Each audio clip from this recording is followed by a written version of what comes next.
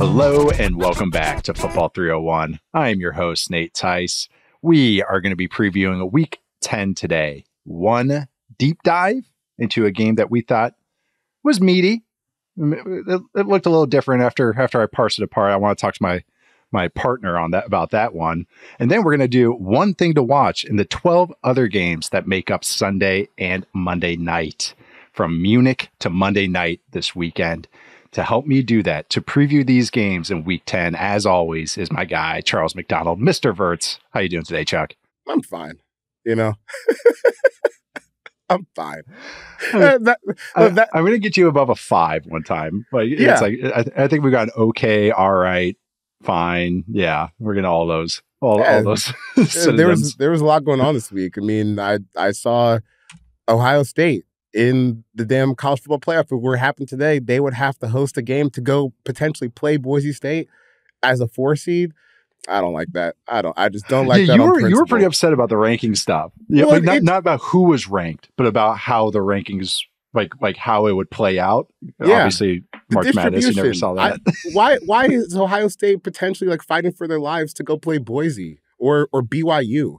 What are we doing? Fix it. Top 4. We don't need to do all the conference championship qualifiers, and that's it. And that's the only thing that happened this week, as far as I know. So, college football playoff, get it right. Got a lot of work to do in this country. I'll see how it ends up, but I'm kind of with you. On that. It should be a reseeding process. I mean, it's just like every time they do something for that, it's like, okay, but you should be doing this. Yes. And it's like they just can't help themselves. Even when they went to the 14 playoff, it's like, why are you doing games on New Year's Eve? Dude, New Year's Day. New Year's Day. Everyone knows this. No one's going to watch on New Year's Eve. Oh, look at the TV numbers. I watch more now, but in my early 20s, I missed almost every single college football playoff game that was played on New Year's Eve. There's no way. I did too. It changed my viewing process. I know. And now, we'll have to catch up with that. But what I do know is the NFL scheduling. And right. Even with an added slot, which might happen even more, if they go to even more international games, we better get used to that 6:30 a.m. West Coast kickoff. I've said this privately, I think in a group chat, and I said, I can already see how the NFL is going to sell it. Oh, we got a European league. Guess what? European game or international game every Sunday morning. Hey, TV guys. Hey, TV, we just got a new TV slot that we just built up. Boom, sell that. There we go. That's how NFL works. I can already see the path to how they're going to go with it. This reminds me very randomly, but I've been rewatching Entourage just in the background because it's easy to watch. And I'm on season... What? Okay. It wasn't what I was expecting. I didn't know. Right, I know. But so I'm on season 7. I was literally watching this episode last night. I'm on season 7, and there's this storyline where Ari Gold is trying to buy an NFL team, along with Jerry Jones or something like that. He has someone in his office, and he asked this woman in his office, he goes, if you could fix the NFL, what would you do? This was 14 years ago. And she goes, cut the preseason down to 2 games, 18 games, 2 bye weeks. And I was like, whoa. I was like, we're right there. I swear to God, it's in episode season 7 of Entourage where this lady says 2 preseason games, 18-week season, double bye weeks. That's what I would do to fix the NFL, which is, wow. That was pretty shocking to hear, honestly. Man, it's like The Simpsons predicted everything. Entourage predicted everything. Yeah. Turtle. All that. Oh, man. We'll have an Entourage discussion another time. But I actually had an episode come through my mind the other day. I paid front court seats. I can shoot a jump shot off here. It's the Bobcats. That's the one that came to mind. I'm a big Bobcats. That line always sticks in my brain. All right, but going on to what actually is a game in a 17-game schedule, 18 weeks though. But we got Sunday night with a really fun one. This is going to be our deep dive breakdown, which might be the segment. As we're just going to call it deep dive. I'm going to try and get a little snorkel sound bite there or something nautical. That'll work. We're workshopping here on Football 301. But Sunday Night Football, we have the Lions at the Texans. The Lions are 3.5-point favorites on the road at Houston. Charles, when you are watching this game, when the Lions have the ball with their beefy offense, probably either 1 or 2 in every single category you look at, going against a feisty Texans defense, what are you checking out in this game? I think the more I was looking into it, I think the only way it's weird to say this about a defense that's put up really, really good numbers this season. But I kind of think the only way that they have a chance to win this game defensively is if they can win the game like between the 20s before you get to the red zone. Because because that's really like the Texans defense big flaw, like the big red alert area for them in this game. I looked it up before we came on, and they are 30th in red zone defense in terms of drives ending in a touchdown at about 70% of drives that reach the end zone ending in a touchdown. Lions offense is obviously like top 10, top 5 in that same category because, you know, they maul. But when you start looking into just like overall, like you don't split it into anything, this looks like a big on big matchup. If you just go by success rate, overall, Lions offense second, Texans defense first. Dropbacks, Lions are third, Texans defense second. Rushing, Lions first, Texans third. So that seems like maybe kind of forces colliding, and you might see a draw. But the one area outside of red zones that I think is concerning for the Texans is they do give up explosive plays, which the Lions also get at will pretty much. So if you're in the spot where like you're playing well, you know, maybe you can get them to a couple second and longs, but then they get chunk plays. Next thing you know, you're in the red zone. Like that's where the danger pill is for the Texans. So like down to down, they can probably compete, but if you give up those chunk plays that let them just do what they want to do and put their heads down and just grind you into a pulp, that seems like that's a spot where this game could get away. Because I know, you know, I feel like we watch this defense and they have good players and they put up good numbers, but it just feels a little... They're gettable. They're gettable. They're still gettable, yeah. Right? And I think that the Lions, just like they have with everyone, can really exploit that. That's kind of how I looked at it. It's like this Texans defense is no joke. Like that's the thing I want to reiterate. It's a good defense, but it does have holes you can pick at, and I think some of that is how they play. Like as far as just style, third and fourth down, ton of man. You know, they're blitz happy on third and fourth down by design. So that's where some gashes can come in. But it's kind of one of these things, and this is why the Lions are freaking juggernaut this year. Is on offense, it's like, all right, we get them to do this. Then they have to, I guess, run the ball on us. All right, we're going to sacrifice. We're going to load the box up, and we got them in man coverage. And then there's like another shot play design going to like Brock Wright or some, like, you know, just like somebody just gashing you down the field. But it is a strength on strength, even without Jameson Williams for the Lions. But the thing is, the Texans are built, and this is something we always reiterate, around their pass rush. And that's what Danielle Hunter, who's second in the NFL this year in pressure rate, only behind Myles Garrett, who is my halfway midpoint defensive player of the year, has the highest pressure rate since 2016. Third highest, but it was behind like Bryce Huff and like Micah Parsons his rookie year, but doing some good things over there in Cleveland. Will Anderson's 8th and also 4th in stuff rate, which is 0 yard gains or TFLs. But the thing is, Anderson's hurt right now. He hasn't practiced this week. He has an ankle injury. If he's not playing, then I'm like, what's going to go happen here? Rev chainsaw Detroit. Because even when he was playing, you got a great, you know, strength on strength. Penei Sewell is playing like one of the best offensive linemen in the league right now. Decker is no slouch at left tackle. You know, it was going to be a cool little matchups on those sides. But if Anderson's not in there, Hunter is a very good player and honestly playing like one of the better edge players in the league right now. But it's still, that's a lot to ask out of just one guy. And on top of it, Lions have a ton of natural answers running the ball. You know, they'll pound it. And also they shred man coverage. We've talked about this a little bit before, but Goff is second in success rate and second in EPA per drop back against man coverage this year, only behind Mahomes. And that's a group you want to be in. And it's like ridiculous numbers. It's like 0.45 EPA per drop back. Third is 0.24. Like 0.24 is like an MVP caliber season. So basically double that against man coverage. The other thing too is the Texans love to live in nickel. They don't want to put their linebackers on the field. Lions, you're going to do that against the Lions? That's a little different than doing that against the Jets and then the Lions, who are fine going bully ball. I looked at those stats and I parse something there, and I was like, maybe the Texans have something there, but nope. Lions have faced 47 plays this year when they've been in base. Defense has been in nickel. First in everything, first in success rate, explosive plays, all that stuff. On top of it, David Montgomery makes a lot of people miss. 5th and missed tackle rate. Texans give up the second most missed tackles or have the second most missed tackles. It's just like a lot of the things where the Texans I can't find where they're going to have that advantage. Maybe if they get him in 3rd and long, but that's easier said than done against this Lions team. And even then, they're good. The Lions are good in protection and get all those things. So they need turnovers. That's it. I think they got to be aggressive. They got to try and just get turnovers. Like I think you can't go toe to toe with this team right now, especially once we get to the other side of the ball. But that's how it just looks for me, because the Lions just have so many natural answers against this defense, and it's not other than their pass rush, which might be hindered without Anderson. I don't know what the angle is for the Texans right now. So this was our juicy matchup too, and it's like, and then going on the other side, when the Texans offense has the ball against this Lions defense, what are you checking out on that side, Chuck? Is Nico Collins on the field?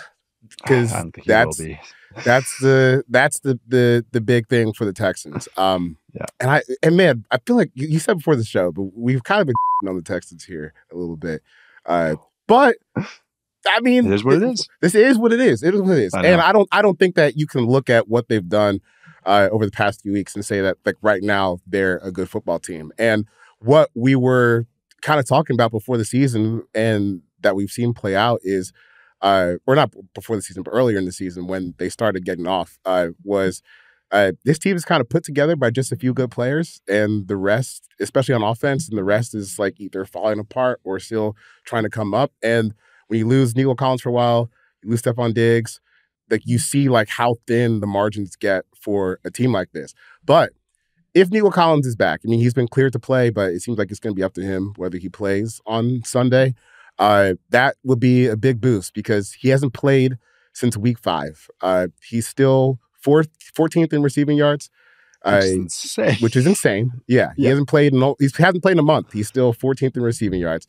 He's 5th in targets per route, 11th in target success rate, 4th in yards per target, 7th in EPA per target, 1st in yards per route run. He's one of 3 players over 3 yards per route run with A.J. Brown and Justin Jefferson this year. Still 1st in first downs per target, 1st in explosive receptions percentage, and he's still 10th in overall EPA generated on receiving targets this year.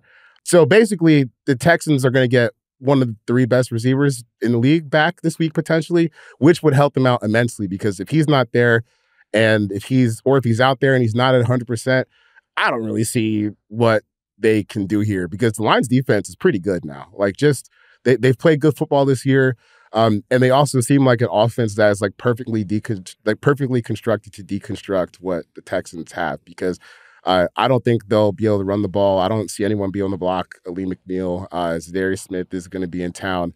I think he might play this week. I know Dan Campbell said they gave him the week off of practice and he might play on Sunday. So we'll see what happens there. But if they don't have like the easy button that they've desperately been missing in Nico Collins, I don't really see it for the Texans this week on offense. Yeah, I kind of started this side, looking at kind of the same thing, but it's all based on like how third and manageable can you make things? Like it's how just efficient you can be on early downs. Because if Joe Mixon's not out there, they're totally screwed, but he will be out there. I did find these running stats. I'll give the running stats in a sec, but I'm with you that we're going to see more man coverage in this game than any other game in the NFL probably this season. You got the Lions run man coverage more than anybody, and the Texans run a ton of man coverage on late downs. It's like you're going to see a ton. But the difference is Lions, first off, can protect. When you go against man coverage and you can protect, you just got to pick your best matchup and you got to find it. A lot easier, even if Khalif Raymond's out there, but you got Amon-Ra St. Brown, Sam Laporta. You got multiple options that Jared Goff can work through. Jared Goff has also been really good against pressure this year, which is a big difference from his prior years. Then you get to the other side with Stroud, and this is why they built this receiving group at first. Nico Collins, who we think is, honestly, top 5 receiver, no matter how you slice it, at Stephon Diggs, have Tank Dell working back from injury. Okay, and then we have Dalton Schultz as our 4th. This is great. And then now it's Dalton Schultz and a hindered Tank Dell. And it's just even looking for angles. Okay, so it's going to be a bunch of man coverage. You know what you're getting against the Lions. Man. All right, he's got to win. All right, now he's going against these feisty Lions corners that are going to try and swamp him. And I think Stroud and Dell will get him once or twice. But there's just other things. It's like, okay, well, the Lions aren't great defending the slot. Tank Dell, even though he's smaller, he lines up outside. So it's not like a quote-unquote natural answer. It's not something we already do. It's going to be a manufactured thing that they would have to get to. So that's where I'm always just like, oh, grasping at straws. So like where they really need Nico Collins out there, because that gives them the natural answers to beat it. Okay, you got all these feisty corners. We're going to find some matchup that can win here. But it's really just Stroud's been good against man coverage, but he's super aggressive against it. Like he's middling success rate, but he's like he's fifth total in EPA generated, which is he goes for gashes. He's like, you're going to run man coverage. I'm not scrambling. I'm going to gash you down the field. Helps when you have Nico Collins to do that, but maybe Tank Dell can maybe get one or two. But that's what it is. He has to play hero ball. It's Stroud hero ball against a frisky Lions defense that's now third in DVOA, by the way, because that's just what they're doing to teams. So that it's get to third manageable and gash them. So both sides of the ball for me for the Texans, it's like it's all about big plays, because you can't stand in the middle of the ring against this team and go toe to toe with them. So you just got to pick and choose your shot spots and take your shot plays on both sides. Came across a Joe Mixon stat. I should say came across. I pulled out a thread of Joe Mixon stats. When this is just more like talking about the Texans run game. Kenyon Green might be out, which might be actually a boost for the Texans offensive line. That's serious. But you were also talking about like this team is built on stars, and they need their stars to play like stars. Well, when one of your stars, Laramie Tunsil, is playing like an average player, that matters too. That hinders you too, because you need him to be exceptional, and he hasn't been at all this year. But anyways, that Joe Mixon stat. Basically, the Texans with Joe Mixon are like a top 6 run game, believe it or not. Without him, they're bottom 2. It's when only above the Raiders, who have like a historically bad run game this year. So this is just the stat. But with Joe Mixon, they are 6th in EPA per rush, 7th in explosive rush rate. Without Joe Mixon, they're 31st in EPA per rush, 30th in explosive rush rate. So need a little Joe Mixon explosive plays here, but that's really what this Texans offense has to do, or has to be. Yeah, I remember some people who were pointing and laughing at them for trading a 7th round pick for Joe Mixon. There's a lot of running back takes that people probably want back. The North doesn't forget. A 7th round pick. Let's stop concern trolling here, people. Or giving Chuba Hubbard a contract, and people bringing up, why they take Jonathan Brooks? That doesn't matter. Like they need players. They just need tangible, good players and players that affect are positive. What else are they going to do with that money? Who else are they going to pay? Who else are you going to pay? Say people are bringing their hands about, he's top 10 on running back pay, Chuba Hubbard, I should say. And he's getting paid the same amount as Allen Lazard. It's like, and we're upset about what he's getting paid the same as like a slot receiver. Like, come on, guys. Yeah. Dude, I looked it up. 2 years from now, the Panthers have almost $200 million in cap space. Right. You literally just have to spend it on something. This was the Bears last year when they traded for Montez Sweat. I don't want to give up a second rounder. You have no players. you need to pay people, and you need players that actually move the needle. Like picks can become anything. We always say picks are coin flips, or first rounders are coin flips, or early picks are coin flips, but not until we trade them, and then we go, well, it could be the lottery there. It could be. It's a guaranteed thing, right? So yeah, sorry, little side rant there. Like I said before, Lions are 3.5 point favorites on the road. What is your prediction for this game, Charles? I think I know where you're leaning. Lions big. I'm not gonna. They look like the best overall team in the league by far to me right now. So I'm not gonna bet against them. And I think this matchup is kind of like another potential blowout for them, just with how things line up. There's no close Lions win. You know what I mean? It's like it's either a Lions blowout or a Texans sneak by. Like that's how like they get lucky and they force turnovers and get some big plays. But I'm with you. I think it's the Lions by a touchdown. But I was trying to really come up with a game plan for the Texans, because I feel like we keep doing this whenever we preview them. But it's like CJ Stroud has to be a hero, and we saw him scrambling a little bit against the Jets, which is really encouraging. And that's something that he'll probably have to do in this game too. But he's gonna have to. It's gonna come down to him making 5 huge haymaker throws, not even 1 or 2. 5, 6, because this Lions team will just bleed you out if you just give them a chance. If you have any wounds, they're going to get you. So I'm with you. It is going to be a fun game. There's still some good players, even though we just kind of poo-pooed on it a little bit. But we're going to take a quick break, and then we are going to give one thing for the other dozen games that are happening this weekend. We are back. We are going to do a dirty dozen here. That's what I'm calling it. Preliminary name for this. We're going to go one by one. We split up who was kind of taking the primary breakdown for this game, but we're just going to give you one thing to check out. One thing we're keeping an eye on, a stat, a player, a factoid, an entourage quote, something of that sort to get through these games. We're going to start. This is a Charles game. We have the Giants, Panthers. It's not at the Panthers. Giants, Panthers in Munich, Germany. Panthers are 6.5 point underdogs to the Giants. Crazy that the Giants are almost a touchdown favorite on anybody, but they are. We are also saying you wanted to nominate this as your what? I think this might be a double nominee game for you. Yeah, it's Hoss Fight and Slop Watch. Yes. And I used to be someone that graphics just going like both at the same time. It's funny. I used to be someone who'd be like, when I would see this on the schedule, I'd be like, man, I'm not getting up for that game. Like, forget that. But yeah, I mean, I'm 30. I'll be up anyways. So I'm. I can't sleep in till 10 o'clock anymore. My body it doesn't work that way. So I will be up watching the Slop Watch Hoss Fight in Germany between two of the unequivocally worst teams in the NFL. And as far as the Panthers go, one of the worst teams I've ever seen in my entire life. But there is one specific area, and I mean uno, that you should pay attention to in this game if you're going to get up and watch it. And that is specifically the the Panthers offensive line versus the Giants defensive line. And I feel like I could be misremembering, but I feel like we've used Giants defensive line as Hoss Fight a couple times this season. Probably. At least once.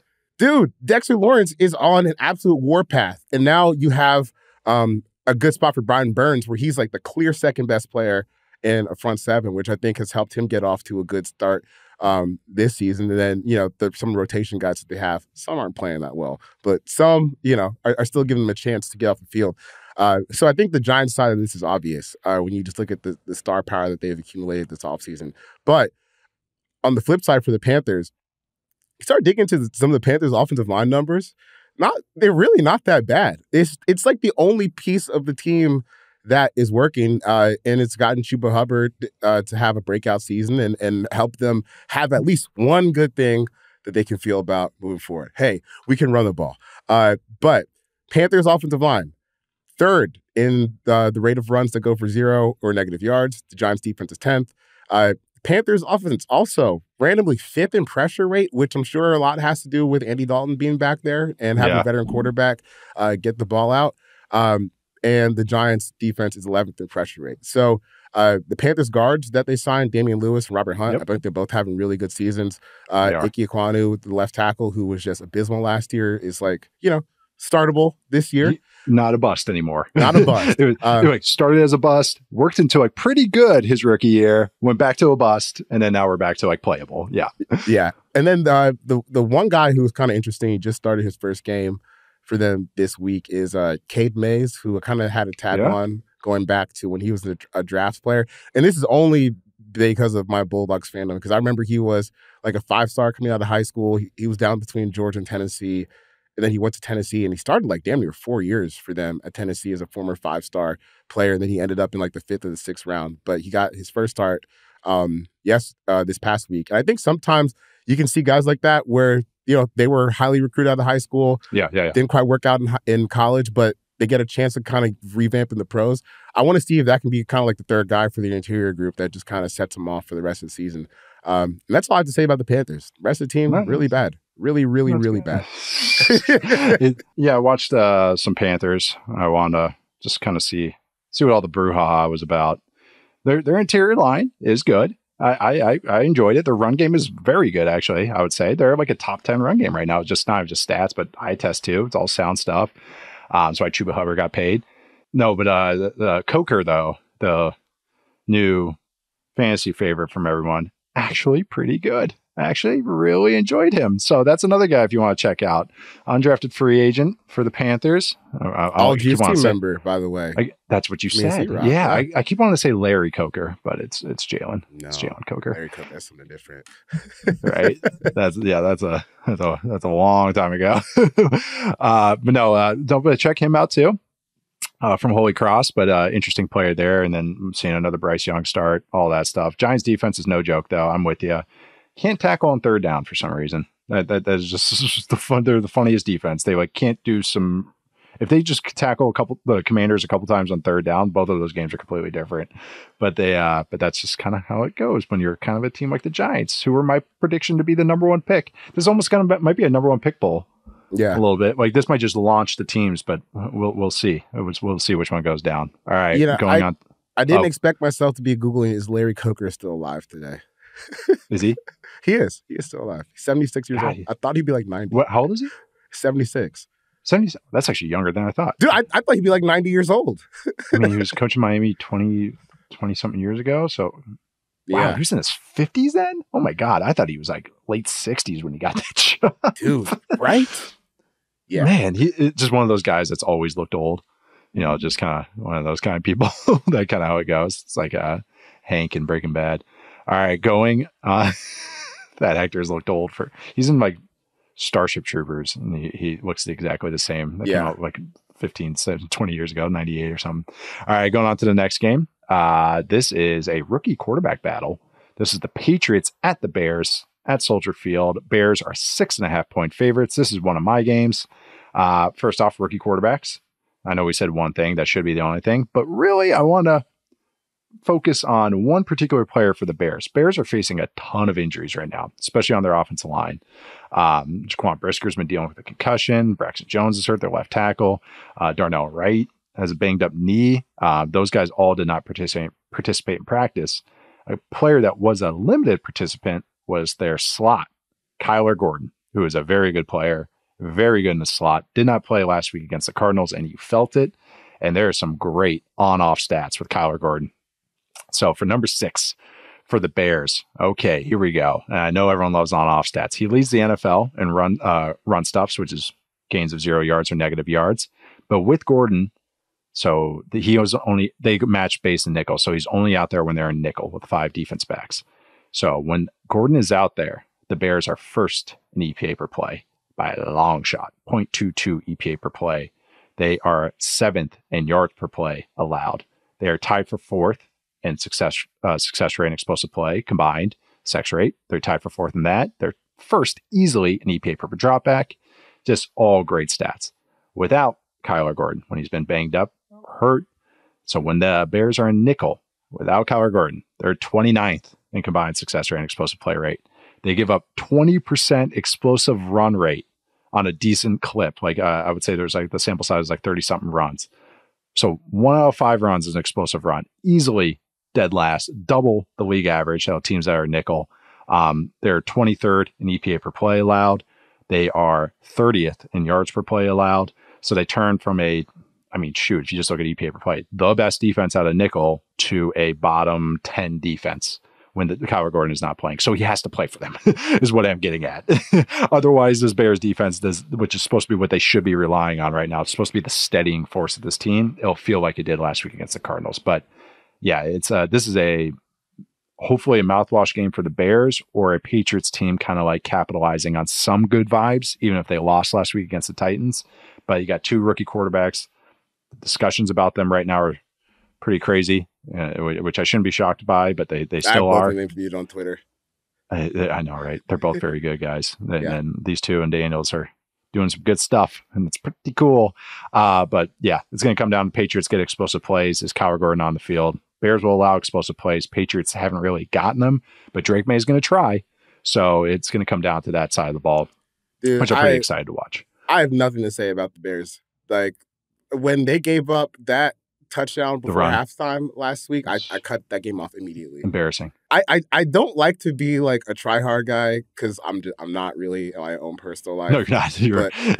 But when good vibes. Dude, when I saw that play, that was one of the most disgusting things I've ever seen on a football field. How are you giving up, what it was, like 30-19 or something like that? 50-yard line going into halftime? That's a surrender draw. They're just trying to we're burning 3rd down just to get to the half, and you let them score like a 50-yard touchdown? No. Untouched. No, get out of here. Get the hell out of here. You got DJ Moore walking off the field. If you want to listen to a good rant from someone who knows DJ Moore, listen to the episode I did with Joe McCoy this week. He kind of got on his ass a little bit, saying that's because Gerald was in Carolina for DJ's rookie year. And he was like, bro, we did not teach you to act like you're doing now. So until they can show a little better effort, I think that was worse than like what the Jaguars were doing earlier in the season. Like, you are literally walking off the field in the middle of the play. You are giving up 50-yard touchdowns on 3rd and 19 going to the half. That's embarrassing. There's still 8 more games to go. Get it together, Chicago. I've already had enough Bears rants. I already gave a scorpion and a frog story about Shane Waldron. But the stark contrast between those two teams, how well coached the Cardinals are compared to the Bears, it's stunning. Like, actually stunning to watch all 3 phases. And that just stood out to me. Bears should be having such good vibes right now, and they just feel awful. Even though their defense is still pretty good. They gave up a Hail Mary. They gave up the run before the half. They're benching Stevenson. Like, just, oh my God, just get out of your own way, please.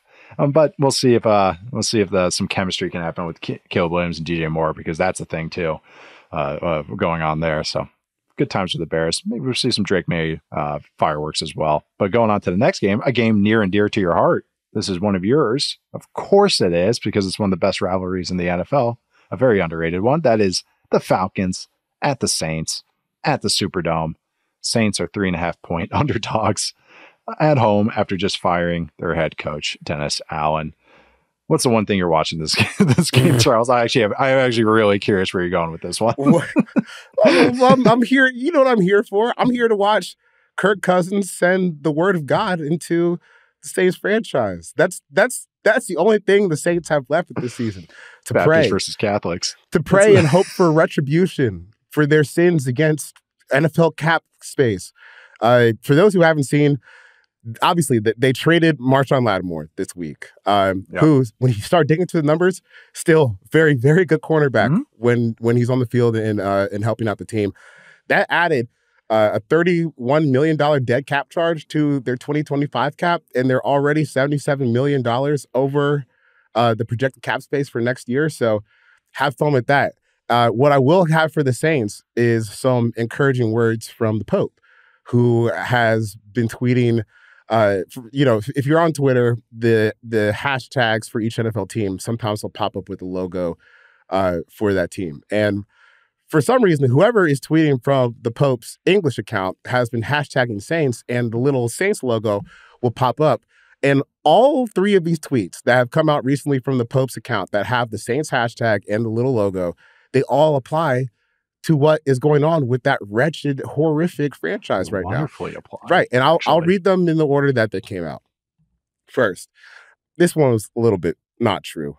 This is from Pope Francis. The hashtag Saints are formed by the Beatitudes: poor, meek, merciful, hungry and thirsty for justice. That's not true. Seeking peace. They are, quote, filled with God and incapable of remaining indifferent to the needs of their neighbor, which is in this case the Atlanta Falcons. They bear witness to the passive light that we too can trod. In the name of Kirk Cousins, we say amen. The hashtag Saints are precious pearls. That's not true either. And are always living and relevant because they provide a fascinating commentary on the gospel. Their lives are an illustration of the good news that Jesus brought to humanity. Kirk Cousins. God is our Father who loves everyone with boundless love by going to the bottom of the division, 2-7, losing 7 straight games and getting your head coach fired on the hands of Bryce Young last Sunday. And the last one that he posted, which may be a direct shot to Dennis Allen, and this one feels like a bit from whoever's tweeting from his account: we cannot become hashtag Saints with a frown. We must have joyful hearts that can remain open to hope.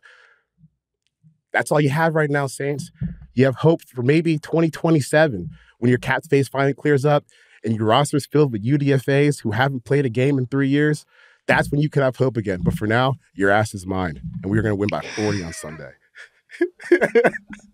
I feel like I have to take communion now. All that. So a little sip of wine, have some blood of Christ. Real wine, not the juice they give the kids. No, the real wine. Yeah, the real stuff. Wipe it too. Oh man. In terms of the actual game, what's there to say? Like, this team's cooked. Alvin Kamara is out there running for his damn life, and everyone else is hurt or not playing well. Olave's brother tweeting. Olave's out. No, it's rough. Offensive line's woeful. Panthers are moving the ball on you. You just traded one of your best defenders to the Commanders. Yeah, it's not great in Saints land right now. Man, yeah, you're right. I have nothing else to say here because that's all it is. The Pope covered it for us. Thank you for reading those Saint tweets. That was great. All right, moving on to the next game. One of these teams is pretty sad. That's the Colts, who are hosting the Bills. The Bills are 4-point favorites at Indianapolis. So I was all excited here. And I was like, 4 points. Oh, right? So and they say, home field's not as crazy now. They say it's only 1.5. So that's only 5.5 point favorites. So if I was really excited and I was like, I'm going to look up Josh Allen versus Gus Bradley stats. And I was just like, clicking through True Media, putting the filters, got it all. They've only faced each other twice in his career. And I was right. That's exactly my reaction. I was like, you guys haven't played the Colts when he's there. They haven't. It's like a weird anomaly with it all. There's a gap there. So he faced him twice. One of them was his first ever start when Gus Bradley was the defense coordinator for the Chargers. And Josh Allen was just starting, and he was just a complete wild horse playing quarterback. And then their second start, they played in 2020. Bills popped off with some good runs to running backs. Allen was like kind of more efficient than anything. All right, well, there goes that factoid. I was really excited. Thought I had something to parse there. All right, so what did the Colts run? It's Gus Bradley, Legion of Boom, ton of cover 3, 4th highest in the NFL in cover 3 rate. Josh Allen against single high this year, 2nd in EPA per dropback. Take out scrambles, he's 1st, and he is in his own zip code on those plays. 0.26 EPA per dropback. Like I said before, anything over 0.2 is like MVP caliber, which Josh Allen is this year if a guy in Baltimore wasn't playing right now. But the league average on those is negative 0.06, and he's at 0.26. That is absurd. He is outstanding against single high coverage. But then, okay, what else do the Colts run this year? They're running actually a lot of cover 2. All right. They're 6th in cover 2 rate. Clickety click, click, click. How's Josh Allen against cover 2 this year?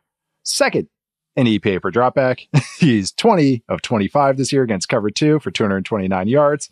Extremely efficient. He's pushing the ball a decent amount. I think his average air yards is about 10 yards on those as well. It's not just dinking dunks. And also the Bills' run game. They pound the freaking rock if you run too high. Ask the Seahawks. Ask the Dolphins. Ask any of these teams that want to sitting too high against them while they get in with big bodies because everyone's so scared of Josh Allen. They're going to shred you.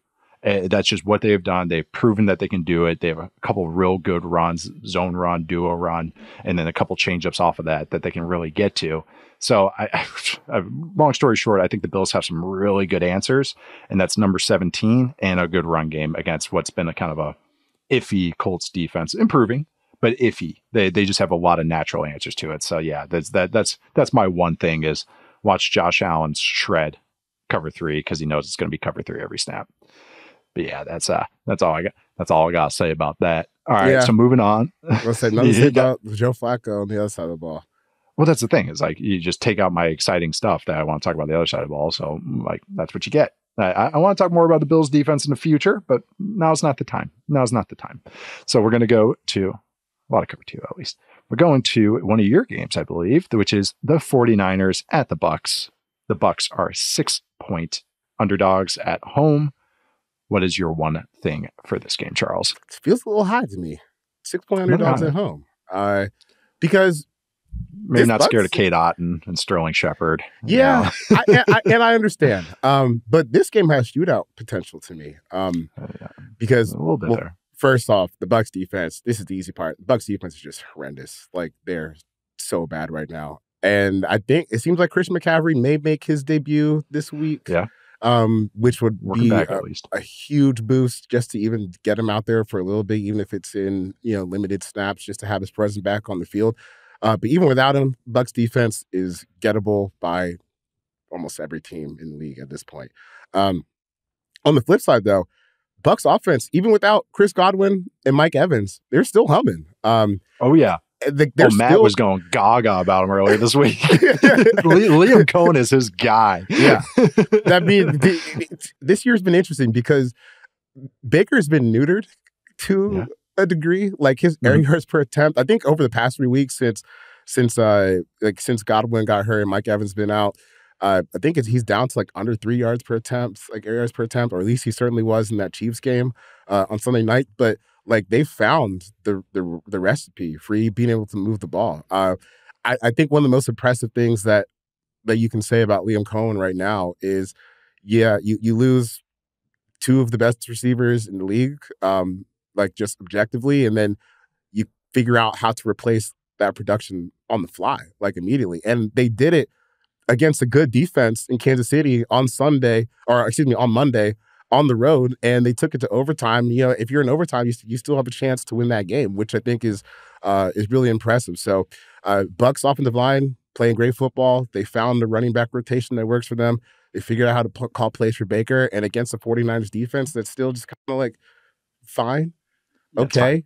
They can still have a big day moving the ball. So I think that 6-point underdogs feels a bit much to me, only because I feel like they'll be able to score. And we just kind of keep getting data points that Liam Cohen like really might be the real deal in terms of offensive play callers and organization goes. Yeah, the Bucs O-line's been, I mean, especially with Barton out there, it's been just good. Like you just said, objectively good receivers, objectively good.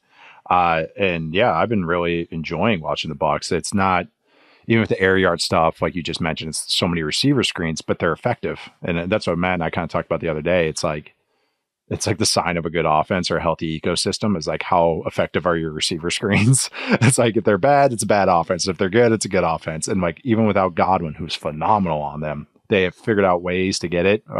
Kate Otton's one of those guys that's kind of replaced some of those touches. But that's the thing. It's like next man up. All right. And it's not just like, oh, we're going to just run the same scheme. Like Sterling Shepard, do the Mike Evans stuff. There's none of that. It's like, no, okay, Evans is going to be good vertical and doing that. Sterling Shepard's best on like the outbreakers and everything, which has become like a running joke, but it's actually a real thing, is Baker to Sterling Shepard out routes is like automatic. So I'm with you on the Liam Cohen stuff. And then 49ers offense, they just always find a way. And Shanahan's a bye week now. So I'm kind of with you that there's some shootout potential here. Even if I think the 49ers are going to win this, I think it's a little bit more interesting than first blush, I think is a good way to put it. Vita Vea against a finessey 49ers interior is also fun, but they'll just make them run side to side. Right. Like Shanahan knows what he's doing. He's not going to be like, oh, I don't know how to deal with this guy. He's like, all right, just run outside this way, counter, get you going every which way except right at you. Eat the one or two plays he's going to get on you, and you just keep him running. That's it. He's going to push back your center once or twice a bit. Just keep him moving. Keep him moving, I should say. Going to an AFC West tilt that's actually a little more interesting. I don't know. Broncos kind of like, I was hyping up their defense so much and they just took it in the chin last week. But Broncos are at the Chiefs. Chiefs are 7.5 point favorites, which again feels a little tiny high, even if they are probably either the best or the second best team to me, along with the Lions. My one thing I'm watching is Spags versus a rookie quarterback.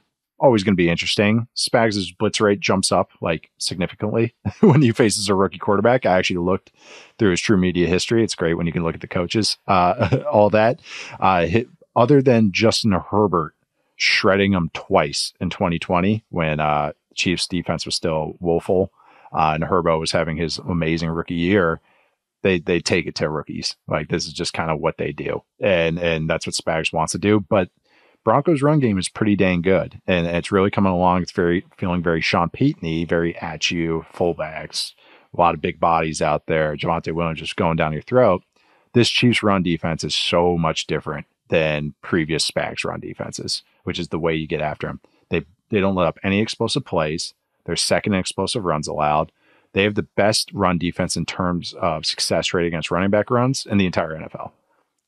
They have a 28% rushing success rate allowed.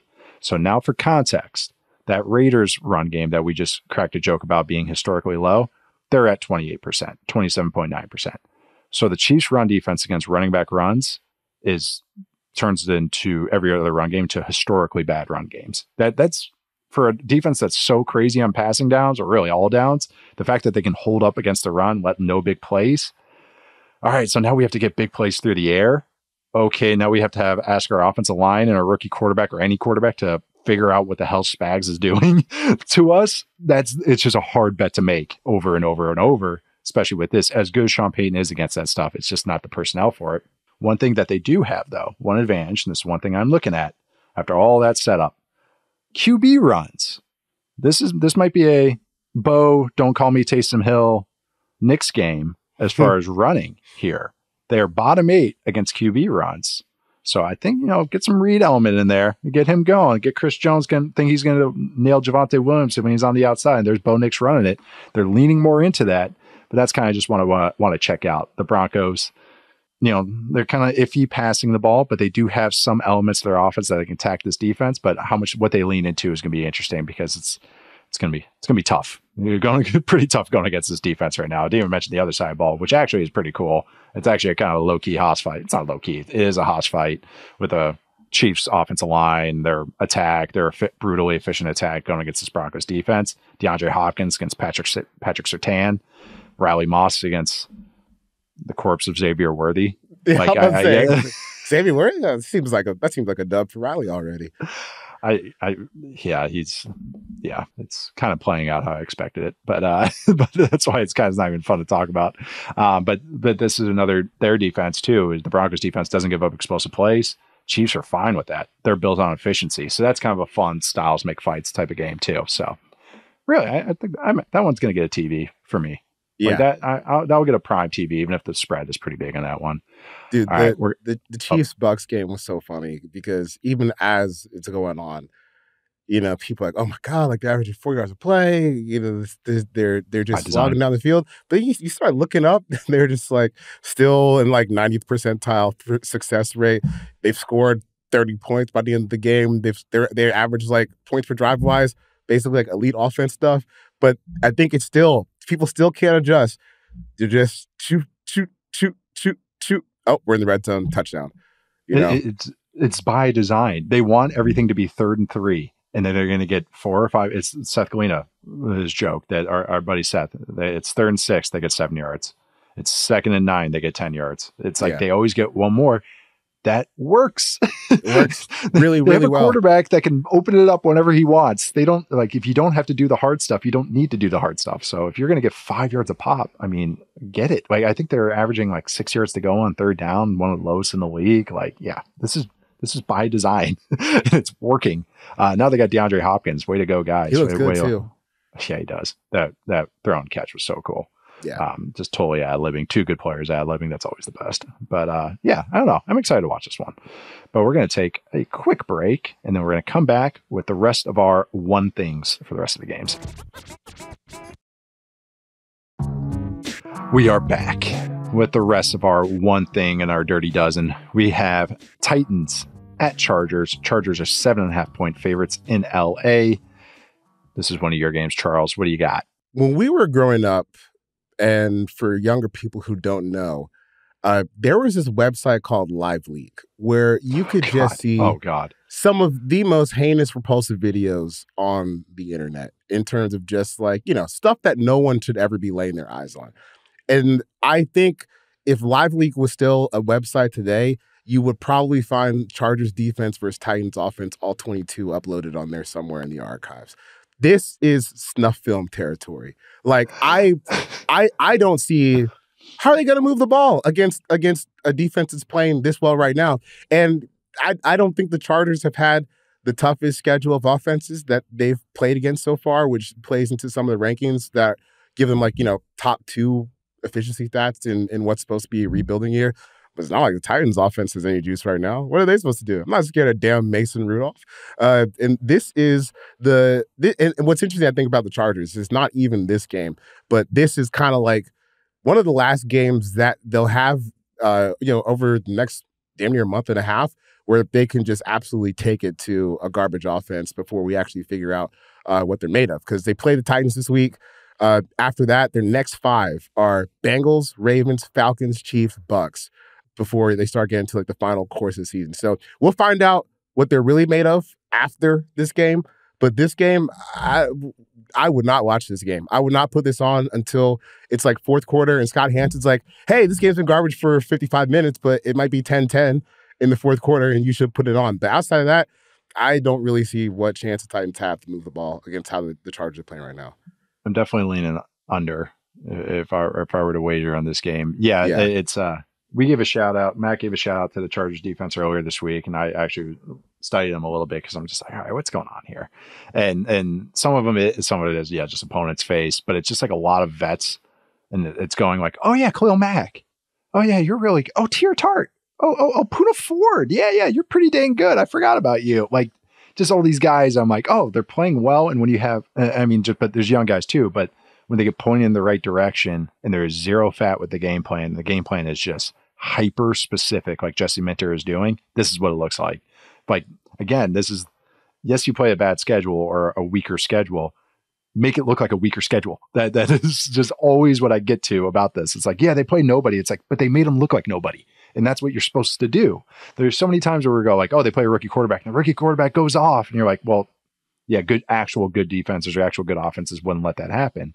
But even some young guys there, Diane Henley, who is that he's really stood out to me. I liked him as a prospect. He was like a converted receiver. Justice Moscato, our other friend, he loved him too. But he bounced around a couple schools and like, yeah, was more of an athlete, but he's really like looking more polished and really just doing nice things against the pass and the run. So I just want to give him a shout out. Tuli Tuipulotu. God, I should nail that one. Who had a nice rookie year is again having a nice solid year contributing there, but just a lot of guys playing real well, real good football, really good schemes and stuff. And they're going against a not explosive, not a very good Titans offense. There's some run game stuff with Tony Pollard, but like, and some Calvin Ridley shot plays, and that's all you're looking at. So yeah, I'm with you on this one. It could be ugly. Maybe an all 22 watch a couple days later, but that's all I got for it.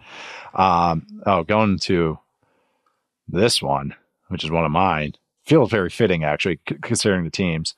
It's kind of a Mike Tice bowl. We got the Vikings at the Jaguars. Jaguars are +7 because Trevor Lawrence looks like he might be shutting it down for the year. At the very least, maybe missing this game. Don't blame him if he wants to shut it down because this franchise is a joke right now. Doug Peterson is still a hater. And if my head coach hated me that much and wants to talk about me every time I'm hurt, I would shut it down too. So I Here's actually Mac get Jones it. for you, buddy. Yeah, have fun. Go have fun. Eating pizza rolls at his mom's house every Tuesday after practice. He weighs 240 pounds. Congrats, Doug. He looks big. Yeah. But that's what maybe Doug wants, or Doug wants to just go play golf or something. Apparently that's what he wants to do. But yeah, Lawrence, who's played well. People had some funny tweets in the first quarter after last game with the Eagles, and then watch what he did the rest of the game.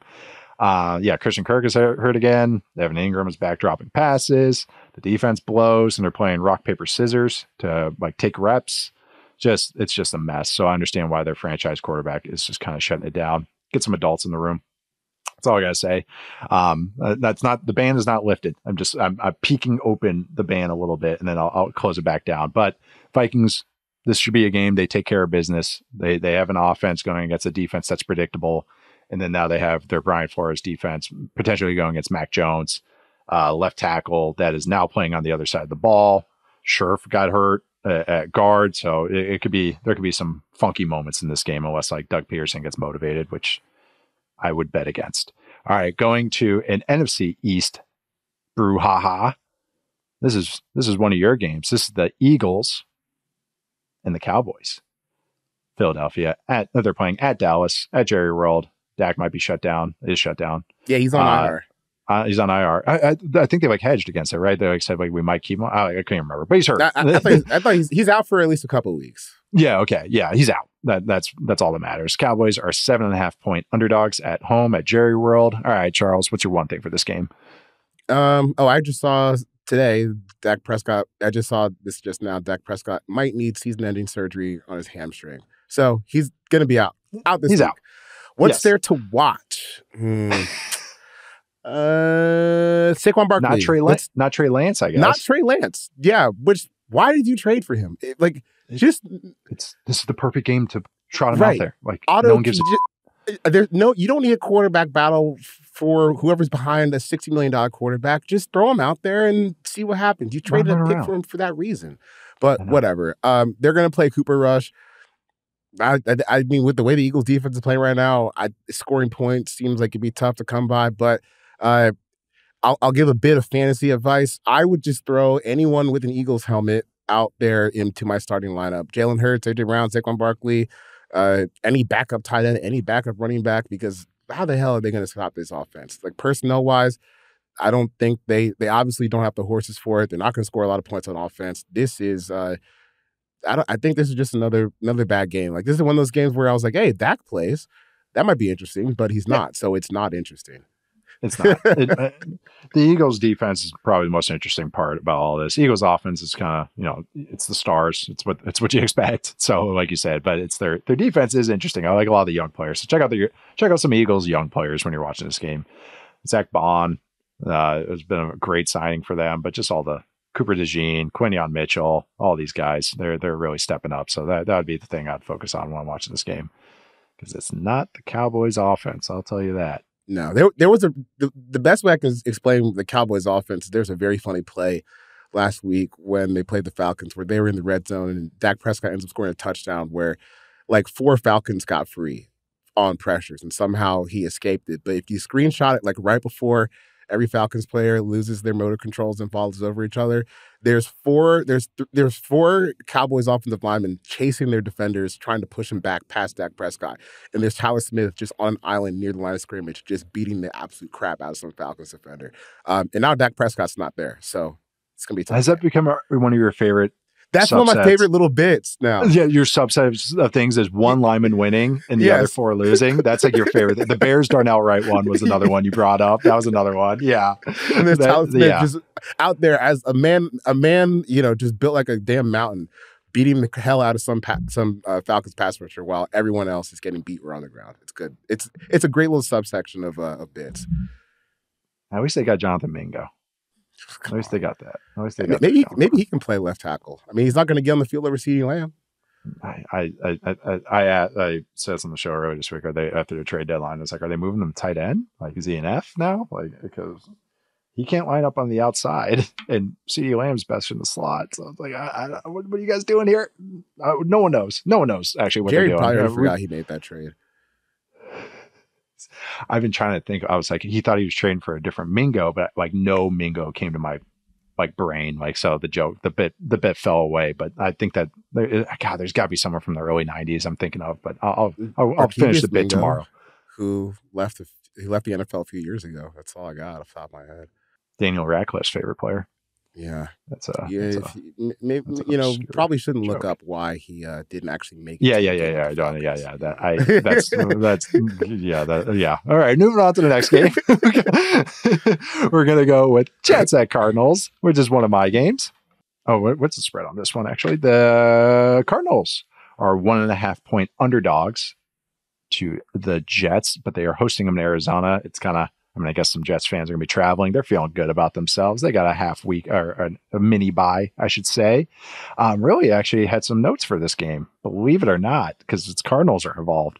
Really, it's the Cardinals run game actually has great answers for the Jets run defense, especially now that Jamie Sherwood is one of the linebackers, who is a headhunter, by the way. Holy crap. If I were in the NFLPA, I'd be sending him a note going, dude, chill.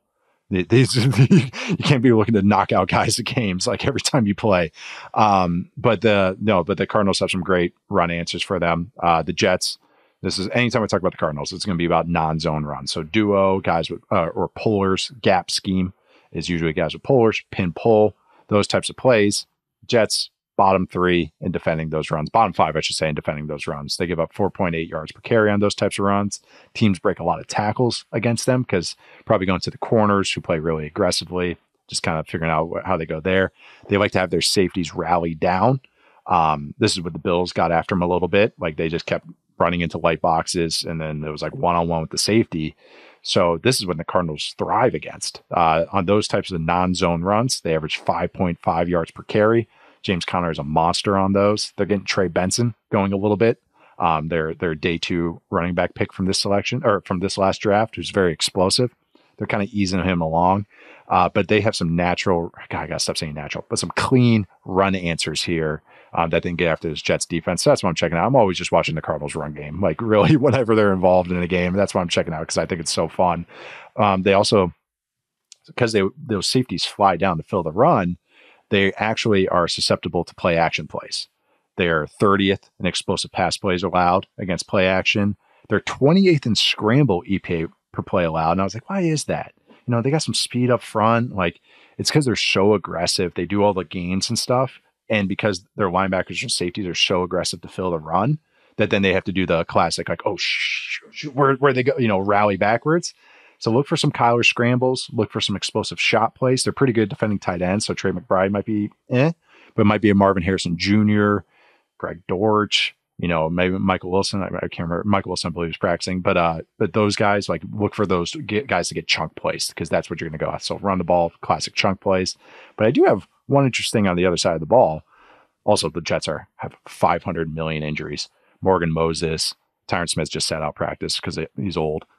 Jake Hansen, John Simpson, Elijah Vera Tucker are all offensive linemen that did not practice on Wednesday. So not even limited practice, just did not practice. 5 offensive linemen. Not ideal. This is my one little stat, though, on the other side of the ball. So I'm giving you 2 things for this, everybody. Quick passes. Aaron Rodgers throws more quick passes than anybody. That's defined as 2.5 seconds or less. 174 pass attempts. Not very explosive, but very efficient out of them. Cardinals, bad against quick passes because they do all the funky blitz looks. Second in success rate allowed. Second in EPA for dropback allowed. So I was kind of like looking at that side of the ball. It's how do the Jets counteract the funky looks because some of their protection stuff's still not good. We'll get ready for a lot of Rodgers quick passes. Get a lot of Garrett Wilson over the middle. A lot of Devontae Adams kind of smoke stuff. So get ready for a lot of quick balls because they don't want to try and block up these kind of funky Cardinals looks. That gives some pass protection some issues. Gave the Bears a lot of issues last week. So that on that side of the ball is pretty interesting as far as like it's going to be Rodgers having to be a very quick operator, which he can do, but I have to see it for 60 minutes. Going on to one of your games, we have the Steelers at Commanders. Commanders are 3-point home favorites. What are you checking out in this game? This game could have been a game of the week. Yeah, this could have been a game of the week. Now we think about it. Yeah, I know. It's actually a better game. So sorry, Steelers and Commanders fans. We can extrapolate here a little bit.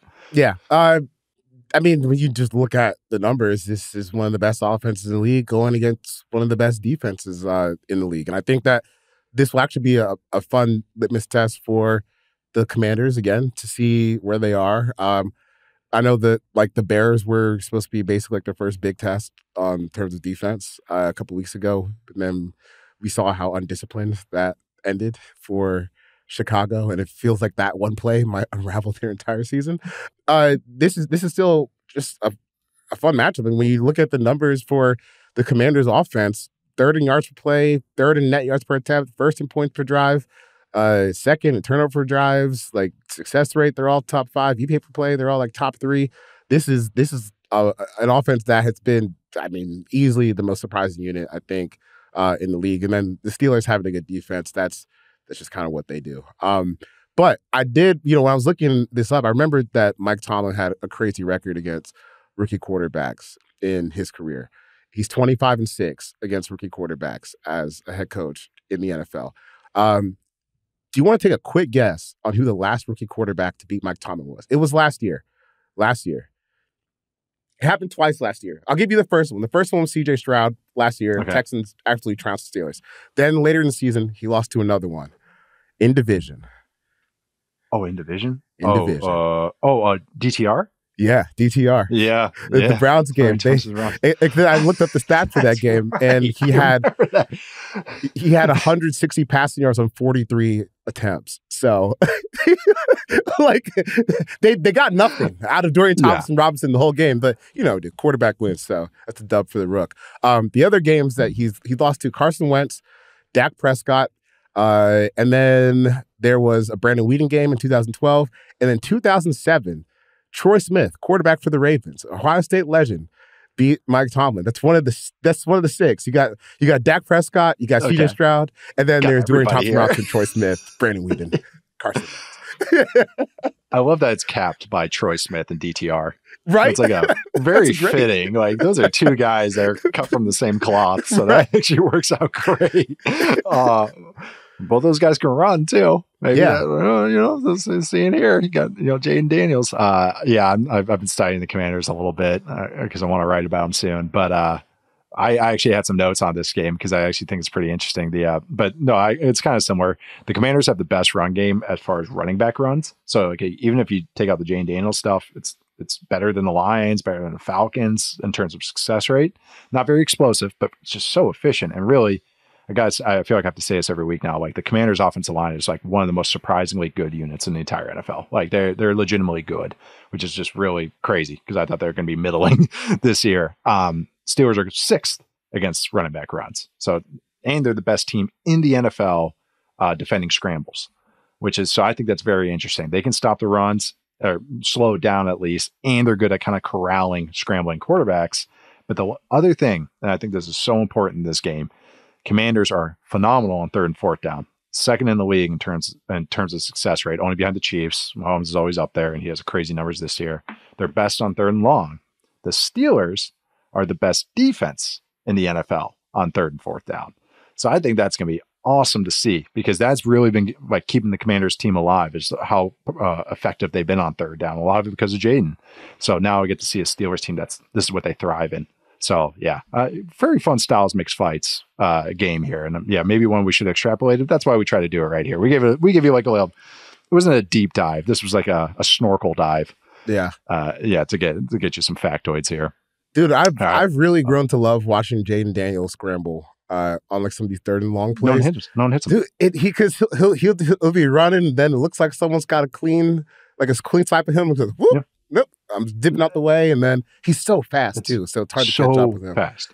His acceleration is phenomenal. Like, I knew he was fast, but it's like he's been even like just the avoidance of hits, the avoidance of negative plays is just really remarkable to me. Like sometimes I want him to push the ball a little more, but again, I'm not going to beg you to do that if you can thrive playing like this. It's one of these like, I want him to do that, but if they can't stop it, who cares? Like, who cares? No one can hit them and no one can pick them off. So that's going to win. Commanders are very enjoyable. That game's fun. I'm excited to watch that one. Last game, one of mine, Monday Night Football, Dolphins at Rams. Rams are only 1-point favorites at home, meaning, Vegas likes the Dolphins a little bit. I do too. Okay. All right, I'm going to give you my little. Rams are getting some offensive line back. Steve Avila. Audric, Jackson, 2 starters on offensive line. Their skill position players have gotten healthier, even though Puka looked a little banged up last week, but also like wanted to punch and get himself out of the game. Weak ejection. It was more like it was closed fist, but it was more like not like a actual I don't know. No one listening to this knows what I just did, but watching on YouTube, you can check it out. But the Rams defense, since their bye week, they haven't played the craziest slate of offenses. So this is 3 games. This team is 1st in EPA per play allowed, which, okay. Well, that was not the number I expected. I was like, they are playing better, but where are they right now when I look them up? And it was like, since their bye, so 3 games here, 1st. They've allowed 2 explosive runs the entire time. So that's remarkable to me. The young players up front, Jared Verse is top 10 in pressure rate. He was my midseason defensive rookie of the year. I tried to find somebody else, but it was kind of like, you kind of have to give it to him. Default 2 Swedish words in the English language, but he is playing really well. But it's part of this kind of complete front up there. Him, Byron Young, Kobe Turner, Braden Fisk, the other rookie defensive lineman for the Rams, are all dynamite against the pass. They do a bunch of cool stuff, twisting and slanting. They do some cool things with their personnel as far as like, they'll have Michael Hoyt as kind of like a spinner, and he'll plug in, and then they'll drop Byron Young into coverage, which I think is pretty cool. But what I'm curious is, how does this Rams defense defend Dolphins offense when they want to trot out fullback looks with Alec Ingold? Because this is how you get them. Rams are 25th in EPA per play defending 2-back looks, 31st in rushing success rate, only above the Bengals, which is not where you want to be. So I think this is a big Alec Ingold game. They were getting after the Bills a little bit with it. This is kind of their bread and butter. Their run game looks a lot more alive with Tua in there because they have to at least respect the pass a little bit. And really why it's good against the Rams is they do so much 5-down stuff, 5-0 stuff across the board. If you're in 2-back looks, that creates a lot of if you run a zone. So I just close your eyes and picture this: 5 defensive linemen across 5 offensive linemen. Run a zone. It's all 1-on-1 blocks. Now you have the fullback to fit up on the linebacker, and then one guy misses their hole, it's out the gates. So that is why I think, and then, it's a Shanahan guy and Mike McDaniel knows all the change ups off of that, the wind back stuff, the pinpull stuff off, the counter stuff off of it. So they have a nice, clean answer here clean way to attack them that I think they're going to really lean into. So look for it to be a big Alec Ingold game, not touches, but a lot of snaps for him, because I think that's how you get after this Rams defense. But should be a cool game. I mean, you got some Rams offense is cooking. You know, I know they had some woes last week against the Seahawks, but man, just watch that last drive, and then going against a Dolphins defense that's pretty dang good, with an offense that's kind of now maybe finding a little bit of rhythm with Tua back there. So, you have anything for this game? But it is an interesting one. It's like pick a trend that you want to follow. You took Rams defense. I'm taking Dolphins offense. You know, like the past 2 weeks, they look like what they did before got sour last year. Not all the way back to 70 points. Nonsense. No, but that little middle ground there. Right. Yeah. We're still good. And I think the fact that like they've still been able to run the ball through this, and now you have an adult under center again. Tyreek Hill's getting the ball again. They're kind of figuring it out. I think that they have obviously a much better chance than they would have had like a month ago, but I've been pretty impressed with just the overall function of the offense. They look back to looking like a competent football team. Which has got to be a little frustrating, because if you're a Dolphins fan, because like, damn, wasted too many games, lost too many games too especially early. That division right now. Yeah, right. I know. Yeah. Right.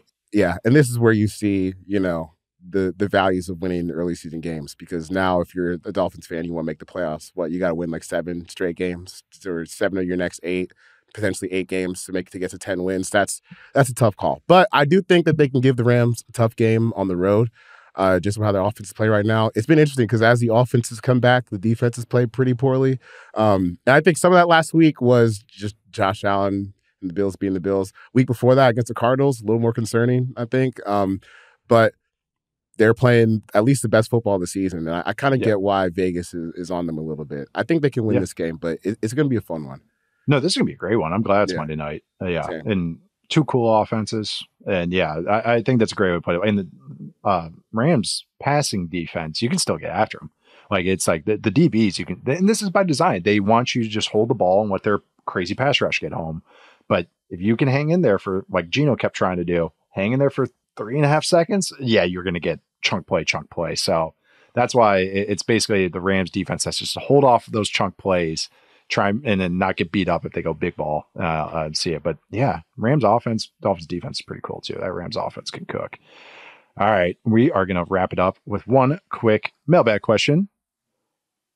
Remember, you either can send in your mailbag questions to football301mailbag@yahoosports.com or leave a 5-star review and jump to the top of the pile. This week, I'm going to go with Alex Porter's question about the Chargers run game. I don't know if you have any thoughts on this.